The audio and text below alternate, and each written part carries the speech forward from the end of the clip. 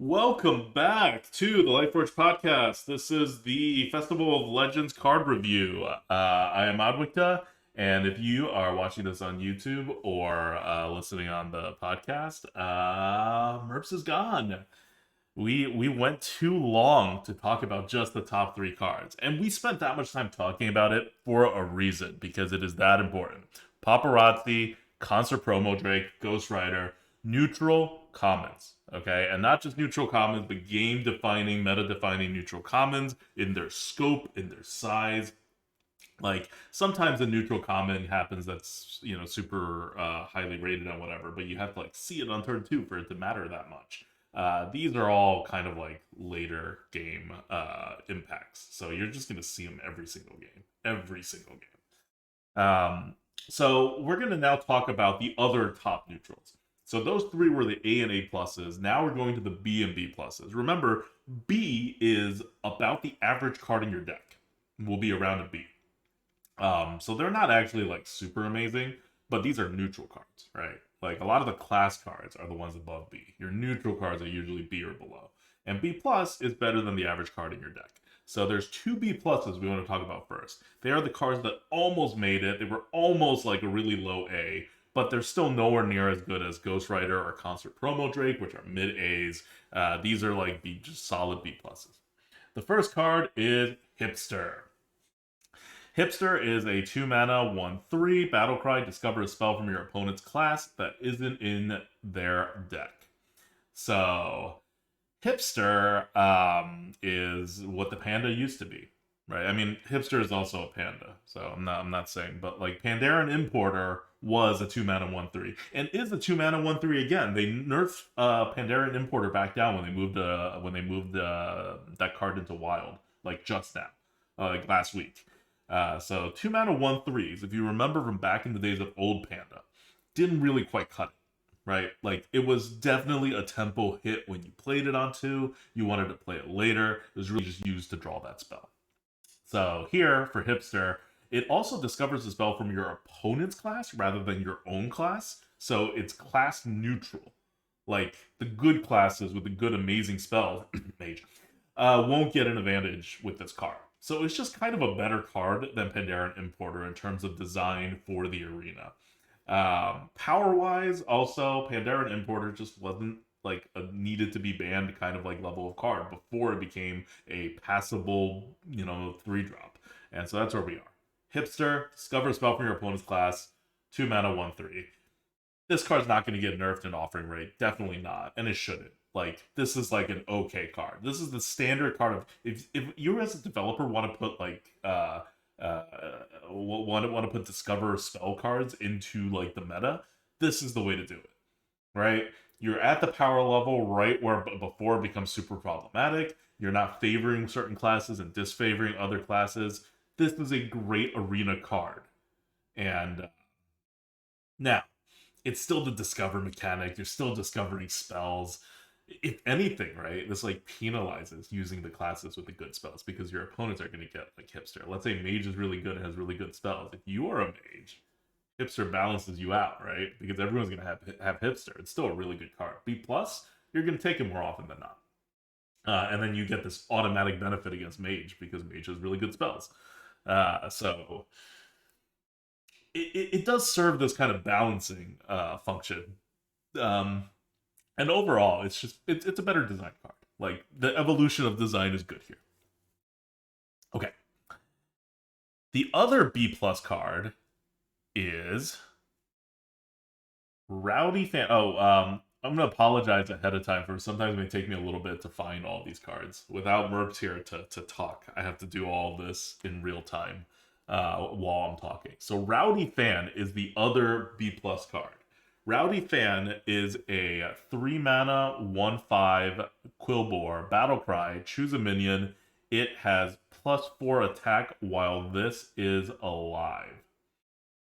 Okay, let's break this down. Battlecry. Choose a minion. Presumably a friendly minion, but I guess it doesn't have to be.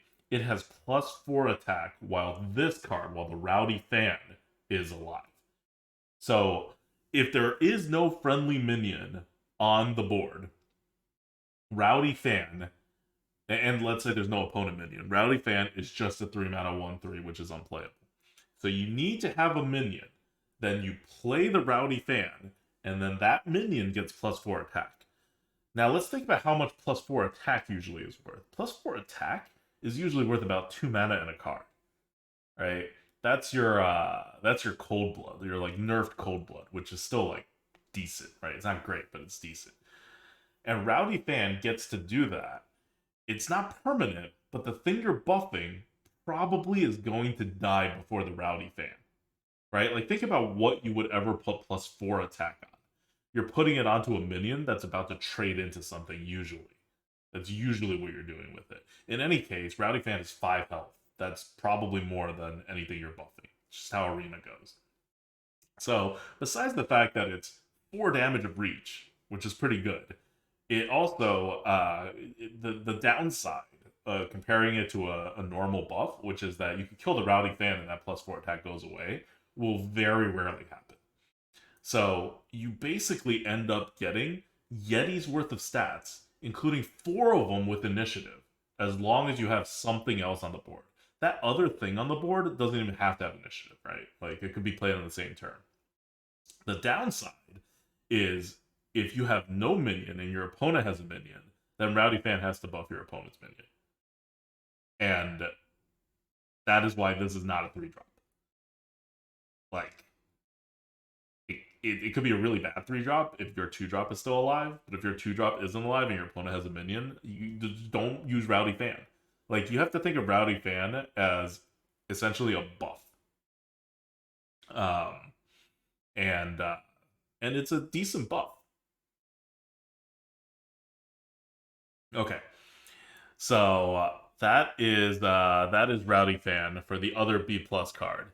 Now, the rest of these cards are going to be B, which means they're about average for what you'd expect to see in your deck. They're totally normal cards, and they will form the backbone of your general like arena experience. The first one is, I am trying to find it. I don't know why I can't find it, but it is Candle Raiser. There we go. Candle Raiser comes in as a B. Remember, these are not in order. We just treat all cards in the same tier the same, even though some may be higher or lower. I don't even have my notes here on which is higher or lower, but I would imagine Candle Raiser is one of the higher ones in the B section. It is a 4-mana 3/3 Divine Shield. Finale, give adjacent minions Divine Shield. Again, for Finale, you have to play it as the last card and use up all your mana. 4-mana 3/3 Divine Shield, pretty bad. That's not really a 4-drop these days. That is like barely a 4-drop. That is Pandaren Importer levels of curve functionality. But by giving your adjacent minions Divine Shield, if you do have another minion on the board, then it does become a very solid 4-drop. In fact, it becomes a very good 4-drop. And later on, you use it the way you play something like a Argent Protector or something, but for 4 mana.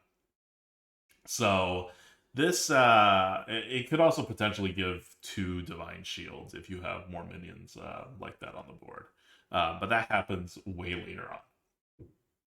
So it's a good card. It's just kind of not big. It doesn't do enough when you want to play it, so you end up more often than not using it as a spell.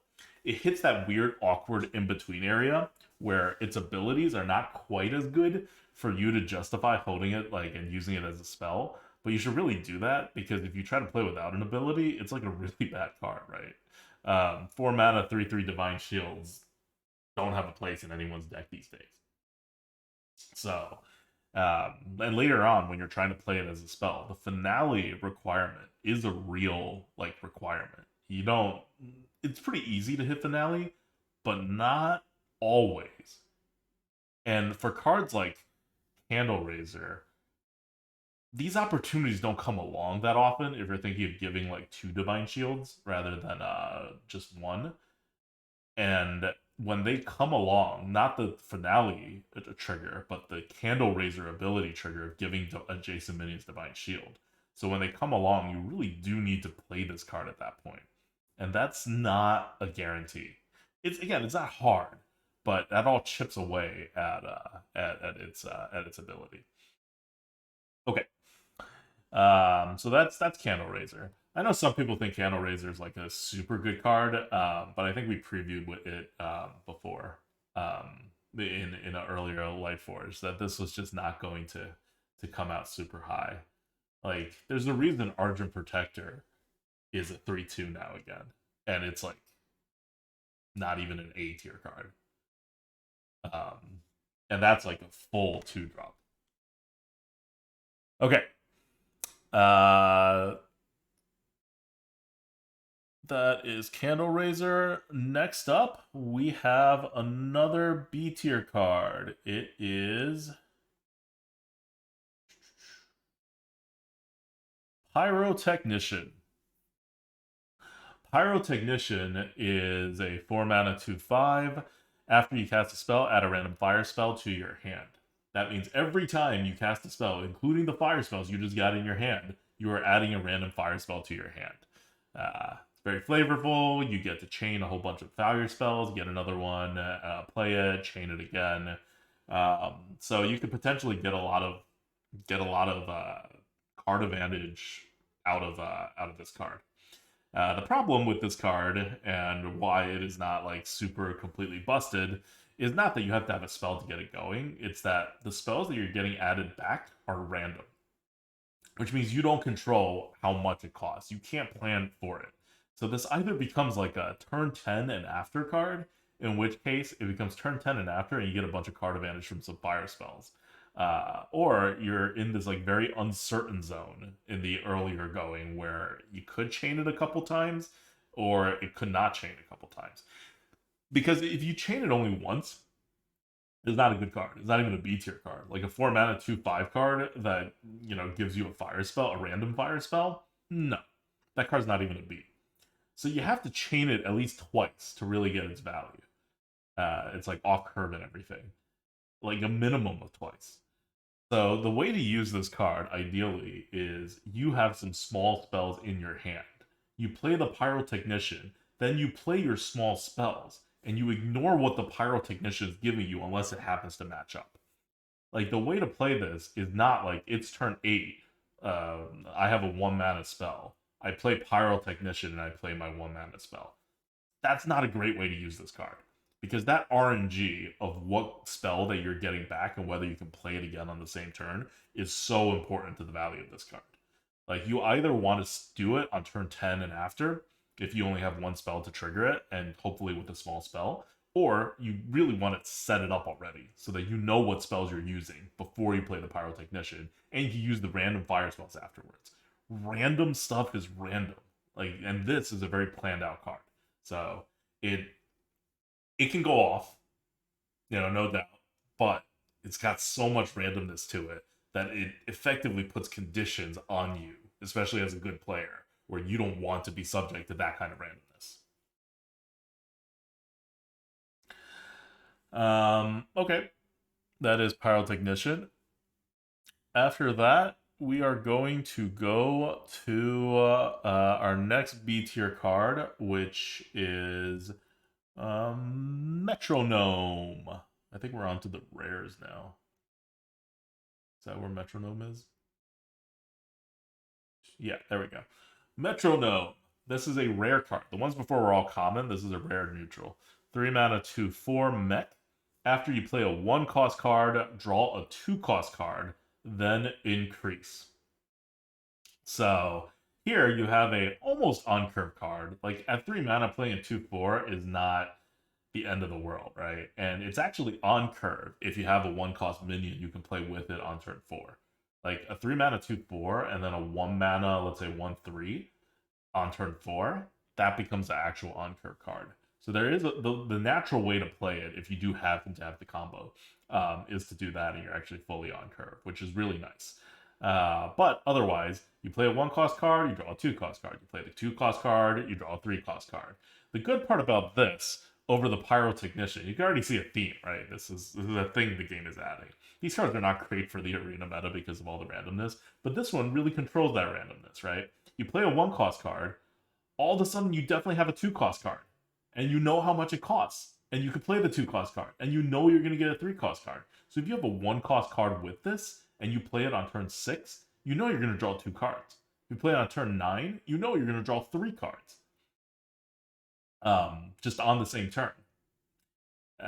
So it's a lot more easy to plan out. Now, random fire spell versus a 1-cost card from your deck. I don't know which is better. They're probably like roughly similar. But if you're going to ask me whether I would prefer a pyrotechnician or a metronome, I would actually prefer the metronome, even though 1-cost cards are rarer than just kind of any spells. Just the security makes me feel so much better of knowing what you get and how much mana you have to use.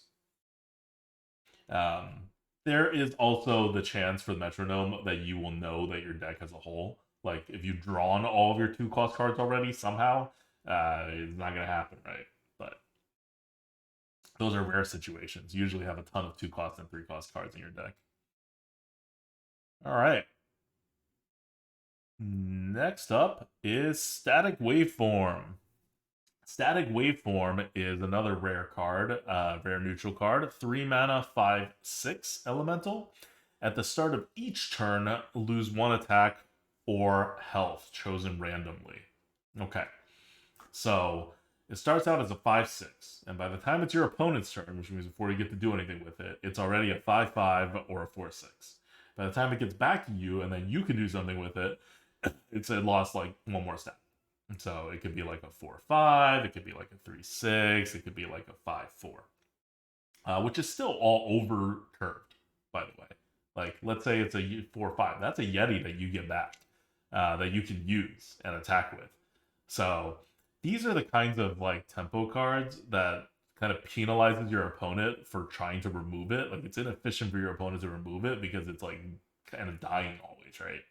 But let's say you do use your Yeti and you do something. Well, it's going to lose another stat like immediately on the next turn. And let's say you use your Yeti and you eat up like a 4/4 or a 4/3 or something. That stat could be health. And if it loses a health, it has 0 health, it's just dead. So it's like once you actually use this, its chances of staying alive go down drastically because before you get it back, it's losing 2. It's losing 2 stats. So I see people in the chat say like maybe the card can trade into 2 minions. It can't.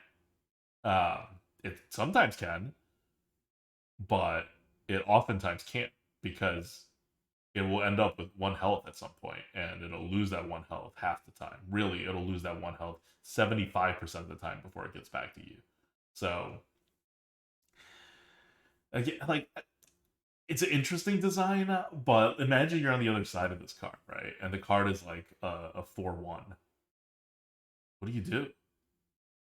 You don't want to hit it. It's a 50/50 chance that it's just dead the next turn. But if it's not dead the next turn, then your opponent gets a 3/4 damage. And that's just a coin flip. That's just a 50/50 coin flip. And this will happen so often. Sorry, your opponent gets 3 damage back the next turn because it'll have to take it off the attack. But still, that's a 50/50 coin flip at that point. This is not like the kind of arena you want to play, right? Like, this card seems like the RNG is very, very, very low because you just lose 1 attack or health each turn. You know you're going to lose 1. It's just whether it's attack or health. But the difference between attack and health in this game is so unbelievably huge because health means you die potentially. So there will be so many situations where this is actually like a very consequential coin flip, and nobody really controls it, right? Not your opponent, not you. It just kind of happens. So that's Static Waveform.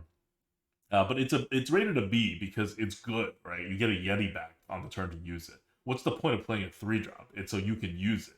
And not only do you get a Yeti back, but there's like a decent chance after you get a Yeti back and you do something with the Yeti, you have still created another problem from your opponent, right? Like, it's all RNG at that point after you make a trade, like a eat. But that RNG is going to benefit you sometimes.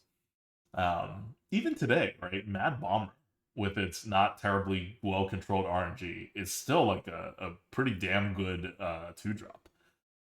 This is like the slower RNG-ness of a Mad Bomber. Alright. After this is Worgen Rowdy. We are still Bs. Everything else in this video or episode or whatever is all going to be B tier cards. Worgen Rowdy is a 3 mana 3/4, so on curve minion. Battle Cry, summon a 0/3 instrument case for your opponent. Break it for a random weapon. So your opponent gets an 0/3. I guess they could use it, like they could sacrifice it, they could potentially buff it, like it's theirs. They get it on this turn, so if you have something else, you can break it immediately. But it does use up your attack. It does mean you don't get to hit their face. You don't get to do potentially a favorable trade, whatever. But at the end of the day, after all these conditionals, you do get a random weapon. And a random weapon is pretty good, especially if you're a non-weapon class. So this ends up being a B. It's I don't know if people actually think this card's like amazing. They're like, oh my god, a random weapon. But if you've ever had to break something from your opponent, there's a few of these cards that's been in the game over the years. It's kind of annoying. Using up that attack sometimes can be more difficult than you think, and then that thing gets delayed a lot, and then you don't get that 3 damage exactly, and you may have to throw 5 damage into it or whatever. You almost always want to prioritize a good trade over hitting it. You also can't be dealing face damage, so this is not good for any kind of aggressive purposes. So it is kind of awkward. It's a rare case where you have a totally on-curve minion that just gives you a card, and it's not that good. It's good, but it's like the average card in your deck, and it feels like it should be more, but the situationness of it situationalness of it really breaks it down. So in that way, it's a well designed card. It creates a lot of decision making, right? Like for a neutral card. I also don't understand why a roadie would be giving your opponent the instrument case, but whatever. It's not the first time Hearthstone's done that. All right. Next, we have our one more B tier card. How am I finding this? There we go. Another rare card. This one is Mishmash Musher. 8 mana, 3/10 undead with Rush. The ability is after this attacks, gain +1 attack and attack a random enemy minion. So you rush out with this 3/10, and after it does what it kills a minion or it hits a minion or whatever, it's now a 4/10 minus however much damage it takes. But now it has 4 attack, and it will attack another random enemy minion to the extent that there are still enemy minions. And then it will just keep doing that because each attack triggers it again. So it'll keep gaining 1 attack, hitting an enemy minion, gaining 1 attack, hitting an enemy minion. So it could be a board clear under certain circumstances. It could be like kill 2 small enemies and then still have a small like or mid-size card.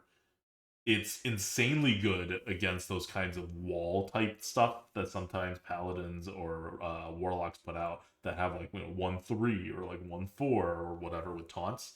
Druid sometimes too. But it's a situationally great card. Much more often, you're just kind of getting the right value out of it.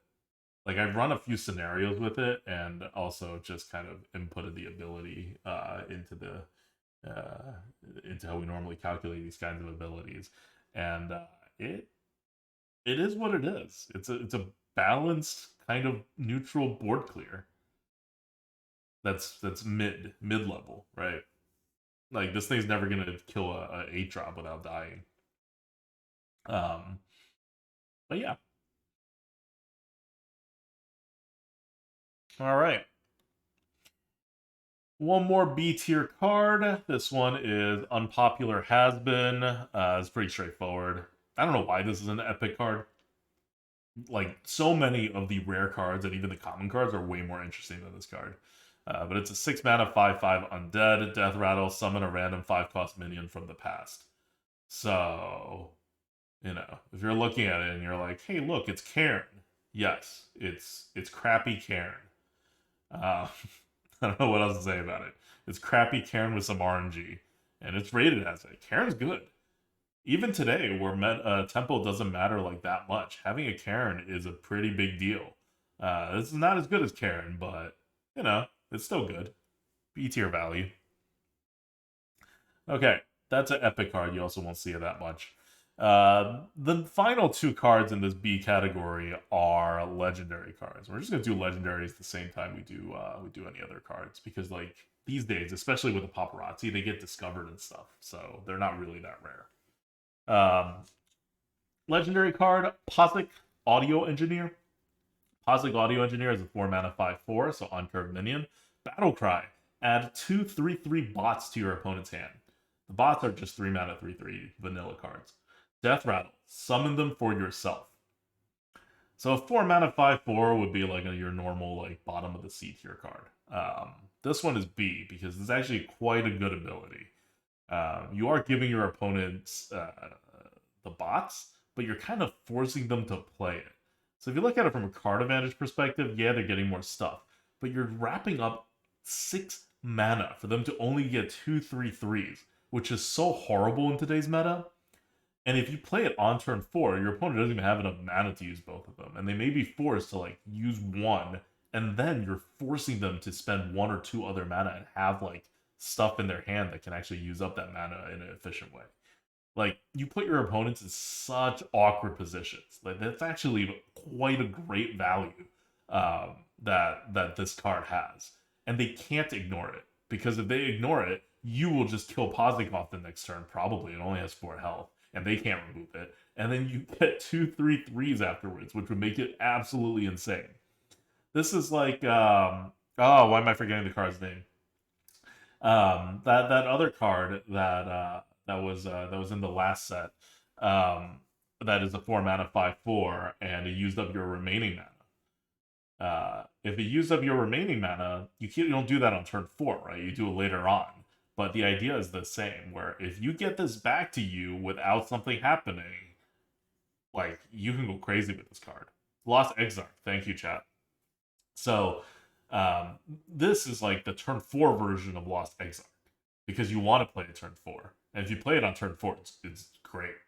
You screws your opponent a lot. If you played it later on, it's a little less good because your opponent has more options, but it's still a benefit. If you guys are top decking, like, yeah, your opponent just gets extra cards and extra stuff, and it's not good. It's worse than even a 4 mana 5/4, which is already pretty bad at that stage in the game. But that happens pretty rarely these days. Like, people don't generally run out of cards, especially not with these new cards coming in. So, Pozic, it's quite good.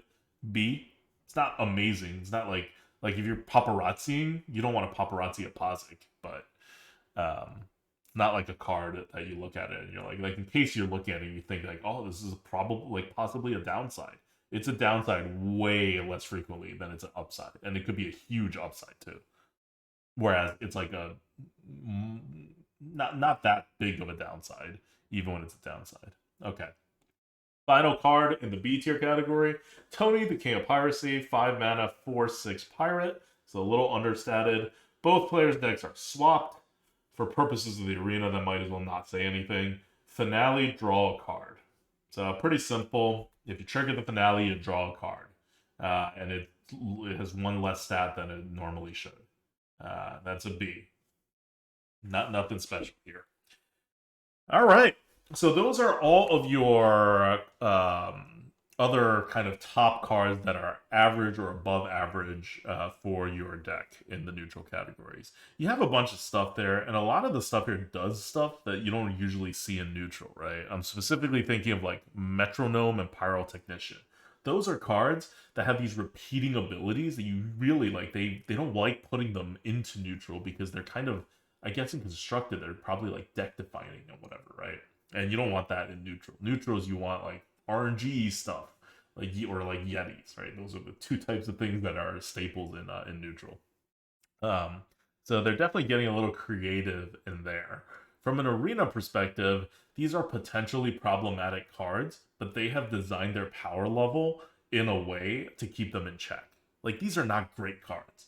They could easily have been great cards, or they could have been useless cards, right? Because the other thing that happens is if you have a card that's quite easily comboed, in when you're looking at a constructive perspective, you can't make this card super good. It has to be less good. And then you put it in the arena where you don't get all these synergies, and these cards are totally worthless, right? Like think of Auctioneer after all the nerfs. Even before the nerfs, Auctioneer was not really that viable of an arena card. So here they managed to make these like pretty good cards, but they're not busted in arena, and they're not unplayable in arena. So I think that's an accomplishment in design, and it'll make arena a little more exciting. Obviously, they're RNG reliant, and that's bad for good players, but it's interesting. Um, Hipster, we talked about this before. This is the best way to make this kind of card. Like, best possible design for, give the people their fun, right? But, like, try to keep the balance in check. Kind of the opposite of Scorpid. And the other B plus card in Rowdy Fan is just kind of a tempo-y card. I think Rowdy Fan's gonna come out. It's not gonna have a very high win rate, and people are gonna be like, "Oh, why'd you guys give it a B plus? This should be like a D plus." And it's like, well, it's not a tempo meta, right? We're not like factoring the speed of the meta into these ratings, right? We're rating these cards like kind of generally. If you're rating it into the meta, you have to make a prediction about the meta, and we don't know what cards are getting nerfed in offering rate and what's happening there, so it's kind of meaningless to make that kind of prediction. So that's just kind of a feeling. All right, that's it for the B tier cards. I want to give a shout out, especially if you're watching this on YouTube, to David Attenborough Says, who is our YouTube manager, and we'll be uploading these onto YouTube the next day. Also, a shout out to our mod team currently modding our Twitch. If you're watching this on Twitch live right now, you guys know them. They're very hardworking, and they also tell me all the times that I'm wrong, which is very helpful, especially when you're live. And thank you guys. Thank you guys so much. I will see you guys in the next episode when we will go over the C and C plus tier cards, when cards become very normal. Until then, this is ADWCTA.